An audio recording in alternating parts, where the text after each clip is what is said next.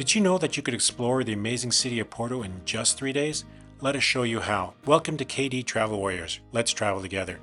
We are Dharmesh and Kieran, retired slow travelers, sharing our knowledge gained from our experiences traveling the world.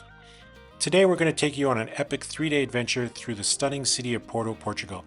From breathtaking views and historic landmarks to unforgettable wine experiences, this itinerary has it all. So grab your bags and let's dive into the ultimate Porto experience. Let's kick off day one like true locals, grabbing a pastel de nata and coffee at one of Porto's many charming cafes to fuel up for today's adventures. Next, you will head to the Chapel of Souls. You will notice its stunning blue and white tiles which tell captivating stories. It is a must-see for any visitor. Then take a leisurely stroll down Santa Catarina Street. It is Porto's main shopping street, full of energy and charm. Also, stopping to see one of the many street performers along the way. Just a short walk away, explore the local market, a vibrant market filled with fresh produce, local delicacies, and a lively atmosphere. It's a great spot to soak in Porto's everyday life.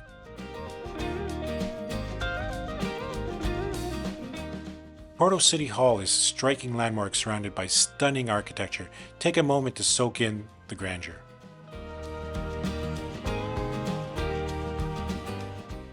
Visit the most popular bookstore in Porto, and it is like stepping into a fairy tale. This iconic bookstore is as magical as it gets. If you do want to see it, book your tickets in advance. The lines are long, as you can see. For lunch, stop by Conga Restaurant for their legendary bafanas. It's a simple yet unforgettable sandwich bursting with flavor. After lunch, visit Igreja do Camaro. Its Baroque architecture and detailed tiles are a true masterpiece.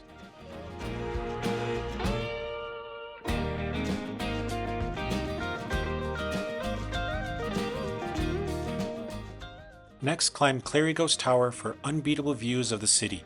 It's a bit of a workout, but the view is worth every step. End your day at Crystal Palace Gardens.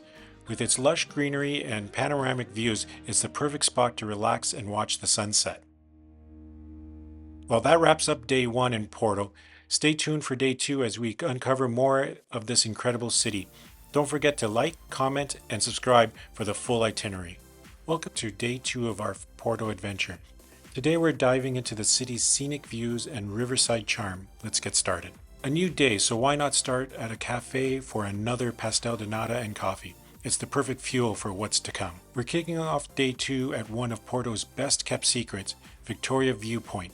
Tucked away in a quiet corner of the city, this hidden viewpoint offers spectacular panoramic views. From here you can see Porto's vibrant red rooftops, the Douro River winding its way through the city, and even iconic Dom Luís I Bridge. Take a leisurely stroll down Rua das Flores. This pedestrian street is full of charm with boutique shops and vibrant energy at every corner. You'll find boutique shops lining the street, each one with its own unique flair, from handmade jewelry to local art. The energy here is vibrant, colorful, and always buzzing with life. It's the kind of place where you can easily lose track of time, just window shopping, grabbing a coffee, or simply enjoying the lively atmosphere at every corner. Next, explore Ribeira Pier, Porto's lively and historic riverside district. This area is full of life with iconic views, street performers, and a magical atmosphere. It's the perfect spot to soak in Porto's culture, whether you're enjoying the view, exploring hidden corners, or simply people watching by the water.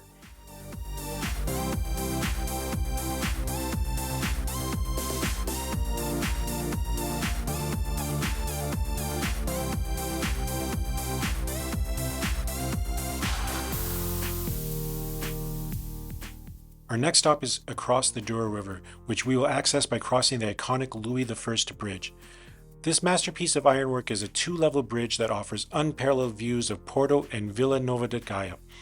The bridge is accessible by pedestrians on both levels. The bridge was completed in 1886 and is one of Porto's most iconic landmarks.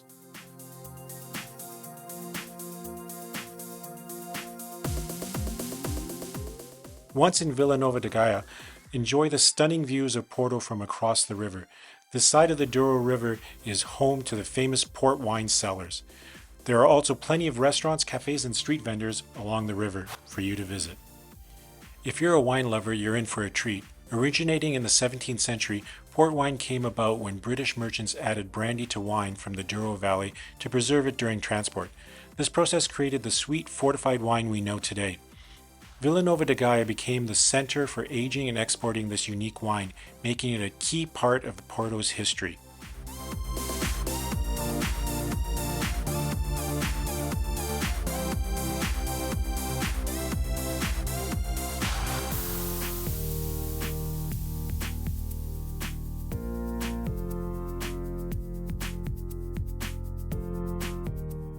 Our next stop is the 16th century monastery that's as rich in history as it is in beauty. This UNESCO World Heritage Site features a unique circular church, a rare design inspired by Renaissance architecture. Whether you're here for the history, the architecture, or simply to enjoy the view, this monastery is the must-visit destination that captures the essence of Porto. This is the perfect spot to take in the city's beauty. From here, you can see the colorful Riverside district, the iconic Luís I Bridge, and the Douro River. If you're looking for another perfect spot to watch Porto's skyline as the sun sets, be sure to visit the park located beside the monastery.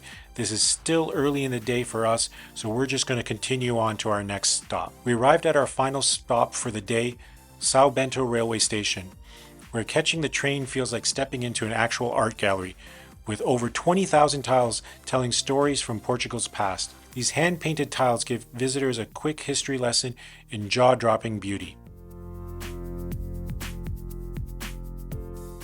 That's a wrap for day 2 in Porto. Today we're taking you on a full day adventure through one of Porto's coolest attractions, the WOW Museums, also known as the World of Wine Museums. This place is a must-see for wine and chocolate lovers, and you're going to explore everything it has to offer, from history and tasting to stunning views. Let's dive in. Located in Vila Nova de Gaia, right across the river from Porto, the museum complex is a true haven for wine and chocolate enthusiasts. Let's start with the Wine Experience Museum. The Wine Experience Museum takes you through the rich history of Portuguese wine, everything from ancient traditions to modern-day winemaking techniques. If you're a wine lover, this is the place to be. Alright, now it's time to experience the best part of the day, the wine tasting. We've got a fantastic selection of Portuguese wines in front of us, each offering a different perspective on what makes Portuguese wine so special. From the famous port wine known for its rich, deep flavors to the fresh and crisp Vinho Verde, this tasting will take us through the diverse landscape of Portuguese wine. We were really excited to compare these wines to what we had back home. After having a delicious lunch, we're ready for something sweet. We're now stepping into the Chocolate Museum, where you're going to discover a fascinating journey of chocolate from its ancient roots to its transformation into the treat we know and love today. Here you'll learn all about the fascinating journey of chocolate from ancient cocoa beans to the modern chocolate making process. It's not just a history lesson, it's a celebration of chocolate. It's a sweet trip through history. And now is the moment we've all been waiting for, the chocolate tasting. We're pairing a variety of handmade chocolates with some of the wines we tried earlier. And trust me, it's a match made in heaven. Alright, next up on our adventure is the Cork Museum. Now you might be thinking, cork? Really? But trust me, cork is actually one of Portugal's most important natural resources, and in this museum you'll see exactly why it deserves all that attention. It's not just about wine corks. This place has so much more to offer. Let's go see what it's all about. The Cork Museum takes you through a fascinating journey through the history and significance of cork in Portuguese culture. You'll learn how cork has been harvested for centuries using sustainable methods that keep the environment in mind. This is a material that does not just get used for wine bottles. Corks play a huge role in everything from building materials to fashion, even high-end accessories like handbags and shoes. It's a true symbol of Portugal's commitment to eco-friendly practices. And get this, cork is completely renewable. After each harvest, the trees continue to thrive and can be harvested again in about 9 years, which makes it one of the most sustainable material out there. Who knew cork could be such a big deal, right? Now let's add a little splash of color to our day by heading over to the Pink Palace Museum. Trust me, this place is anything but ordinary. If you're a fan of quirky art and fun vibes, you're in for a treat. As soon as you step inside, you'll be surrounded by vibrant art displays, unexpected design elements, and a whole lot of playful energy. The Pink Palace Museum is full of surprises. Think bold colors, electric patterns, and creative twists on traditional Portuguese artistry. It's one of those places where you never know what you'll find around the next corner. Seriously, if you're into photography, this museum is a goldmine for cool, Insta-worthy shots.